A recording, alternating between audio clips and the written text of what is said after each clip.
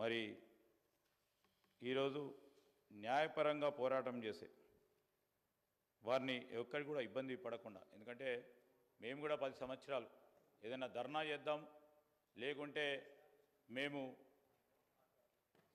ప్రభుత్వ పరంగా ఉన్న పాలసీ విధానాలపై ప్రజల తరఫున గొంతు విప్పుదాం అంటే రాత్రి అరెస్ట్ చేసేవారు అధ్యక్ష. ఆ విధమైన సంఘటనలు ఇంకా జరగాలని కోరుకోలేం. కానీ స్పష్టంగా అరాచకం క్రియేట్ చేద్దామంటే తప్పకుండా చట్టపరంగా చర్యలు తీసుకోవాలి. అరాచకం క్రియేట్ చేసే వారిపై అరాచకంగా ప్రవర్తించే వారిపైన ఏం చేయమంటారు సార్? ఈరోజు భావస్వేచ్ఛ గురించి మాట్లాడారు. భావస్వేచ్ఛ ఇచ్చే ప్రయత్నంలో ఎక్కడ కూడా వెనుకబడం. అరాచకం క్రియేట్ చేస్తామంటే ఎట్లా అధ్యక్ష? లా అండ్ ఆర్డర్ ఉంటుందా? అసలు లా అండ్ ఆర్డర్ ఉంటుంది ఎక్కడన్నా?